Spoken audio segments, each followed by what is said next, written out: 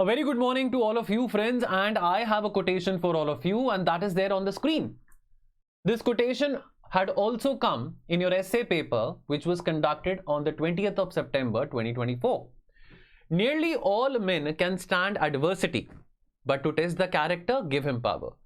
मुश्किल समय में हर एक इंसान, हर एक व्यक्ति, औरत हो या मर्द हो, वो कठिनाइयों से लड़ सकता है, कठिनाइयों का सामना कर सकता है, लेकिन उसका किरदार परखने के लिए उसको जरा थोड़ा पावर दीजिए।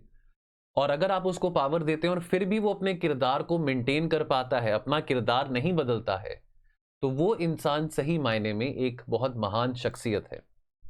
और एक ऐसी शख्सियत की मैं बात करना चाहता हूं जिनका रिलेशन और जिनका एसेंस इस कोटेशन के साथ बहुत अच्छा बैठता है, और वो है Ratan Tata. Of course we all know Ratan Tata recently passed away, और सोशल मीडिया, टीवी चैनल्स, हर जगह न्यूज़पेपर्स में रतन टाटा की इंटेग्रिटी, रतन टाटा के कंपैशन, रतन टाटा की गुडनेस, उनकी सिंप्लिसिटी, इन सब चीज़ों की चर्चा हो रही है। लेकिन आपके साथ में 4 ऐसे एनेक्डोट शेयर करना चाहता हूं रतन टाटा की लाइफ में से, जो कि इस कोटेशन से बहुत रेलेवेंट है। ठीक है, पहला एनेक्डोट है द एक्विजिशन ऑफ JLR। 2008 में टाटा मोटर्स ने एक्वायर करा जैगवार लैंड रोवर को फोर्ड कंपनी से। और बहुत सारे लोग ऑटोमोबाइल इंडस्ट्री में बहुत स्केप्टिकल थे, बहुत पेसिमिस्टिक थे कि क्या टाटा मोटर्स, ये स्ट्रगलिंग ब्रांड जो थी JLR, क्या उसको टर्न अराउंड कर पाएगा टाटा। लेकिन रतन टाटा ने इस एक्विजिशन को अप्रोच किया किस तरीके से? उन्होंने पहले विश्वास जीतने की कोशिश करी फ्रॉम द एम्प्लॉयज जो कि JLR में काम कर रहे थे। उनके वर्क कल्चर को रिस्पेक्ट किया। ये नहीं कहा कि देखो मेरा वर्क कल्चर ऐसा है, अब आपको मैंने खरीद लिया है, अब आपको मैंने एक्वायर कर लिया है, तो आपको मेरे अकॉर्डिंगली चलना पड़ेगा। नहीं, एक्वायर करने के बाद उनको पहले अलाउ किया, उनके वर्क कल्चर को रिस्पेक्ट किया, उनके एम्प्लॉयज के साथ विश्वास जीता, एम्प्लॉयज को भरोसा दिया कि नहीं, हम इकट्ठे एक साथ होकर इस कंपनी को टर्न अराउंड करेंगे और JLR को प्रॉफिटेबल बनाएंगे। ही इंपावर्ड द मैनेजमेंट टीम्स कि भाई आपको पता है कि आपने क्या करना है, क्या नहीं करना है। मैं हर एक चीज को माइक्रो मैनेज नहीं करूंगा। अगर आपके साथ पहले माइक्रो मैनेजमेंट होते आ रही थी, हर एक चीज पे आपको पाबंदी मिल रही थी, वो काम मैं नहीं करूंगा। आपको पूरी फ्रीडम है, आप परफॉर्म कीजिए, मुझे पूरा भरोसा है आपकी कैपेबिलिटीज में। अब पावर तो उनको मिली थी बिकॉज उन्होंने एक्वायर किया था JLR को। चाहते तो वो कह सकते थे कि नहीं, आज सारे के सारे जो JLR के एम्प्लॉयज हैं वो बस यहां से फायर हो जाएं, मैं नई मैनेजमेंट लेके आऊंगा, नए एम्प्लॉयज लेके आऊंगा, नए प्रोसेसेस लेके आऊंगा। But he allowed JLR to maintain its identity, and that decision ultimately led to successful turnaround for the JLR and also enhanced the Tata Motors global reputation. So this showed his character because he utilized his power to support and elevate others rather than controlling them. Beautiful anecdote. Number 2, refusal to engage in retaliation. Now back in the 2000s, Ratan Tata का character test किया गया था, और यहां पे political scenario में test किया गया था, जब West Bengal government was very resistant कि आपका जो टाटा नैनो प्रोजेक्ट है उसको हम यहां पे एग्जीक्यूट नहीं होने देंगे। टाटा मोटर्स ने नैनो फैक्ट्री को सेटअप करने की कोशिश करी थी सिंगूर में इन वेस्ट बंगाल, लेकिन पॉलिटिकल ऑपोजिशन और प्रोटेस्ट के कारण टाटास को अपनी ये जो प्लांट था, ये जो फैक्ट्री थी, रीलोकेट करनी पड़ी। और ये कहां रीलोकेट करी? गुजरात में। अब ये आजकल अभी 2-3 दिनों से न्यूज़पेपर्स में भी काफी आ रहा है। ये तस्वीर आपने शायद न्यूज़पेपर्स में देखी होगी, टीवी चैनल्स पे या सोशल मीडिया पे देखी होगी, नरेंद्र मोदी और रतन टाटा के बीच में। तो नरेंद्र मोदी ने 2008 में एक वर्ड का SMS किया था, एक वर्ड का SMS किया था। वो क्या वर्ड था? वेलकम। और नरेंद्र मोदी ने कई बार कहा कि वो ₹1 का SMS, 1 रुपी का SMS, सिर्फ ₹1 लगता है SMS को। वो SMS करने से रतन टाटा ने अपना जो प्लांट था, जो फैक्ट्री थी, जो कि वेस्ट बंगाल में सेटअप करी थी, वो गुजरात में रिलोकेट करी। नरेंद्र मोदी ने रेड कारपेट रखा और कहा कि आइए यहां पे इन्वेस्ट कीजिए, यहां पे लोगों को रोजगार के अवसर दीजिए, और यहां पे आपको सब सुविधाएं मिलेंगी, और कई ज्यादा सुविधाएं मिलेंगी जो कि आपको शायद वेस्ट बंगाल में नहीं मिल रही थी। अब क्या आपको लगता है कि रतन टाटा के पास पावर नहीं थी? बिल्कुल पावर थी। क्या आपको लगता है कि रतन टाटा के पास पॉलिटिकल या लीगल क्लाउट नहीं था? बिल्कुल था। कौन सी ऐसी पॉलिटिकल पार्टी होगी या कौन सा ऐसा महंगा वकील होगा जो कि रतन टाटा को नहीं जानता होगा? लेकिन रतन टाटा ने गाली गलोच, रिटालिएशन या तू तू मैं में फोकस नहीं किया। उनका पर्पस था कि टाटा नैनो को ऊंचाइयों तक लेके जाना है। उनका सपना था कि मिडिल क्लास एक जो इंसान है, मिडिल क्लास फैमिली जो है, वो मोटरसाइकिल पे या स्कूटर पे ट्रैवल करने की जगह इस अफोर्डेबल गाड़ी में ट्रैवल कर सके। उनका फोकस था टाटा नैनो की प्रोडक्शन को स्केल अप करना, and therefore he was focused only on finding a new location. उनका फोकस था कि कहां पे वो अपनी फैक्ट्री को रिलोकेट कर सकते हैं। तो डिस्पाइट हैविंग पावर, उन्होंने अननेसेसरली लीगल हैसल्स या पॉलिटिकल बैकलैश या पॉलिटिकल मैन्यूवरिंग मैनिपुलेटिंग में इस सब में नहीं दिया, बढ़ावा नहीं दिया।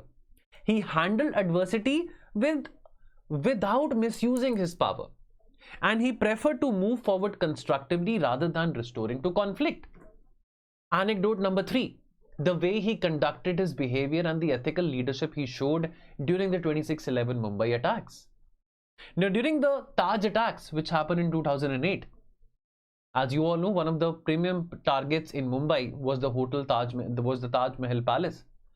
And in the aftermath, Ratan Tata demonstrated exceptional compassion and leadership. He went on to personally visit the victims. He attended the funerals of the victims. He ensured that the impacted families, they were looked after very well. He provided financial support and employment to those people, to those families jinke loved ones were lost, specifically the employees who were lost, the employees working in the Taj Mahal Palace. He even instructed the hotel's management that retain all employees on full pay जब तक ताज hotel का जो restoration work हो रहा था, renovation हो रहा था after the Taj terror attacks. तो टाइम लगा था, लगभग 1 साल का पीरियड लगा था ताज को रिस्टोर होने में, लेकिन तब तक हर एक एम्प्लॉय के अकाउंट पे उनकी मंथली सैलरी जाती रही, उनकी सैलरी नहीं रुकी थी। बेशक ताज होटल के ऑपरेशंस का कुछ समय के लिए बंद हो गए थे। Not despite his position of power, Ratan Tata ने अपनी पावर को सेल्फलेसली यूज किया to serve others, highlighting his character and compassion.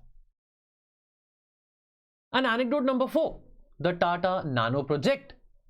अब रतन टाटा के पास इतनी गाड़ियां, रतन टाटा मोटर्स की बात करें, कितनी सारी गाड़ियां बनती है, तो रतन टाटा को क्या जरूरत पड़ी थी 1 लाख में एक गाड़ी बनाने के लिए?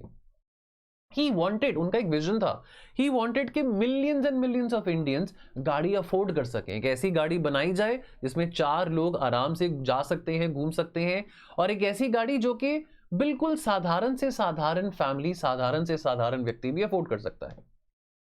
He was already in a position of immense power, but yet he chose to focus his efforts on empowering the common person by producing a car जिसकी कीमत केवल 1 लाख रुपीस है। डिस्पाइट टाटा नैनो के प्रोजेक्ट को बहुत क्रिटिसिज्म मिला कि अरे ये कोई गाड़ी थोड़ी है, ये तो गाड़ी स्टेबल नहीं है, ये गाड़ी को हाईवे पे नहीं लेके जा सकते हो। कुछ चलो ड्रॉबैक्स भी रहे गाड़ी के, कुछ मॉडल ड्रॉबैक्स भी रहे, फेलियर्स भी वहाँ पे काफ़ी रहे, इनिशियल सेटबैक्स लगे, लेकिन फिर भी he was very committed to his vision that no, I want to make a car which is suitable, which is very affordable for the middle class man.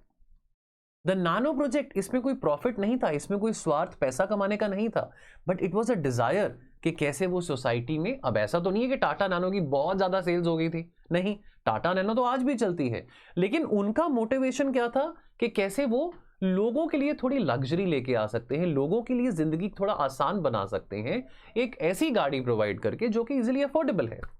So he used his power for the greater good, for the societal good, not for personal gain, not for profit.